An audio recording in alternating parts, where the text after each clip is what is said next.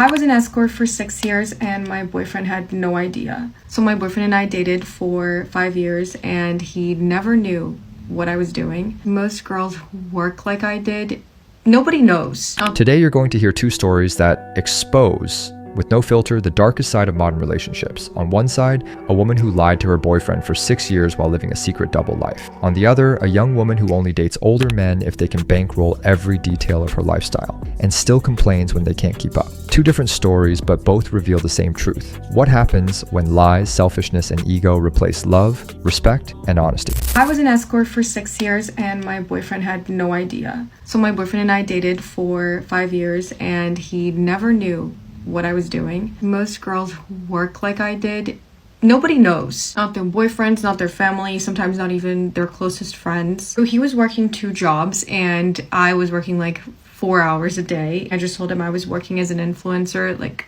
on Instagram. And I got too confident that he was never gonna find it out. And I left a scribbled email on the kitchen counter one day. So he found it weird and he started snooping until he found a website. And on that site, like, you have multiple girls and he found me. And the thing about this is that it has multiple descriptions, basically reviews. So with my images and also with what I was doing on those visits. He confronted me obviously and he was really emotional. I came clean and I told him like there was no way that after what he saw I could hide it. And he actually did forgive me, but afterwards, I mean, things were broken. There was a lot of silence and a lot of tension. For 5 years he had never yelled at me. He was a very calm person. And even when he confronted me about all of this, he was always pretty calm. But then like a week later, he got home from a night out and he was absolutely drunk. And so this is when he snapped at me and he was going through like this rage fit. He started throwing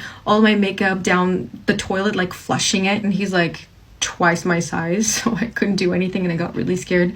So I called the cops. The day after, he told me that he thought he could deal with it, but he can't. And he wasn't yelling or drunk anymore. And he had a very calm conversation. He was very mature about it. And obviously, I get it. I mean, I wasn't innocent, obviously, but he wasn't perfect either. It's super weird because someone's in your life for 5 years and then all of a sudden you guys don't talk anymore. There's no more contact. But honestly, I'm kind of relieved because I don't have to pretend anymore. Like, I don't have to lie. I'm not proud of what I did, but at least, like, I'm not embarrassed to admit it. What destroyed this relationship wasn't her job. It was the constant lying that became the foundation of the entire relationship. 5 years living a double life, deceiving a man who worked hard and trusted her, is something that breaks any man from the inside. He didn't snap because he was weak. He snapped because he realized that all his love and dedication had been used as a shield for her secret life. And in the end, when she says she feels relieved, it makes everything clear. She was never truly in the relationship. For someone who values loyalty and honesty, this story is proof of how the absence of truth turns any romance into a cruel theater. I dated this guy that was like double my age, yeah? And we only went on a few dates. It didn't work out. And I'm going to tell you the story time of it, but I'm going to tell you a big reason why it didn't work out.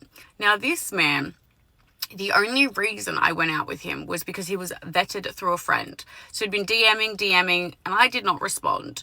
Then a friend said, oh, someone saw that we follow each other that lived in her building. She's married, one of my lash clients, and was like, oh, he asked if I knew you because saw that we followed each other, blah, blah, blah.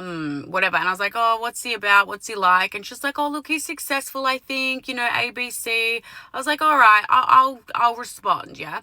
Mind you, he's still double my age, yeah? Respond. I was like, okay, hey, like, I'm responding because, you know, my client said you're okay. So I thought, you know, I'll suss you out. And I'm really upfront, honest. I said, you know, like, I expect flowers if I am to go on a date with you. I like nice things. Like, you're double my age, yeah? Like, why would I go out with you if you can't supply the goods, yeah? Anyway, I just like, you know, I don't know. I don't even want to date anyway. I'd rather be single, buy my own shit, than date someone double my fucking age who ain't even going to get me flowers or a gift, yeah? You're older, you're meant to be more successful, whatever. He said, oh, that's fine.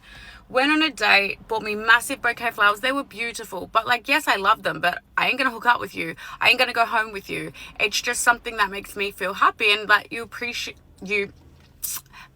that I told you and you went and did it, if that makes sense.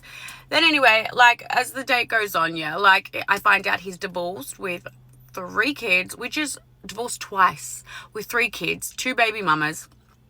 Now look, that's totally fine, but it's also not fine to date someone and say, hey, you're going to miss out on ABC because of my 2 ex-wives and my 3 kids. Now, your kids should be first before anyone. Your kids, I believe that to a T. Your kids come before anyone. If I had kids, no man's coming before my kids, okay? Not even the baby fucking daddy. I don't give a fuck. The kids are mine. I'm there to protect, and you give up a part of yourself to have those kids to protect and love them, no matter what. Anyway, but at the same time, why date someone half your age that doesn't have those baggages and say, well, look, I can't always buy you ABC because of my kids, this, that. That's totally fine. But then you should date someone your own fucking age in a similar position who can completely understand and doesn't mind missing out. I'm not going to miss out. When you're double my fucking age, yeah? You're taking me out. You're trying to grab on me so to show off that you're with a younger girl, yeah? And then you're telling me I'm going to miss out. But your 2 ex-wives got a house. Fuck that.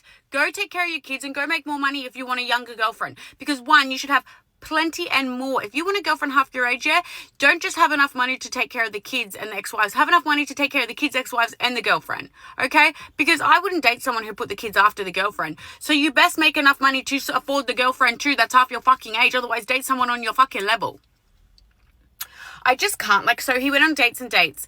And he would buy me flowers. He would buy me outfits so that I could wear them to the dinners. Because I said, brother, this is expensive. You might be paying for the dinner, but I'm buying new outfits every time we go out. So buy me the fucking outfits. So he sent me money to buy outfits for the dinners.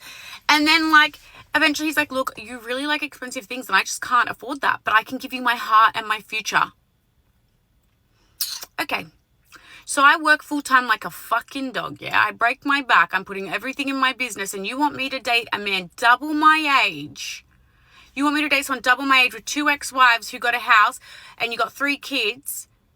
You want me to jump into that and then you give me what you like you love, but nothing else? So I accept nothing, work like a dog and yeah, no. Date someone your own age. Date someone with the same baggage. And it's not baggage. Kids are not baggage. Kids are amazing. You're very blessed to have them. But date someone who gets it. That is like, oh no, I get that because I have kids. I don't have kids. And I believe kids should be first. And if you can't afford kids and a girlfriend, don't have them. But to expect a woman to come in your life and say, but I'll give you my heart, even though I gave my 2 ex-wives way more than you'll ever get, and my kids. Well, the kids should come first, like I said. But I'm saying, you can't afford the kids and your girlfriend. It's not going to work. So no, I said no. Then he'd message me a few days later saying, oh no, actually, I want to go back out with you. I'll try and buy stuff. So I don't know if this man had money or didn't have money or did want to take care of me. I think he was trying to see if I was happy to just settle and be, with someone. He's like, I'll give you love and see if you could get a cheap girlfriend. But I'm not cheap. I'm not. If you can't provide more than I can provide for myself, then fuck off. And also, I can't respect you because you're saying, why were you, I can't respect you, man. You're double my age and you can't even take care of me. Brother, I can't grow love because I can't respect you. Anyway, that's just the harsh truth, okay? It's just I'm 31, guys. And I'm mentally probably very fucking ill. I have ADHD. I have childhood trauma.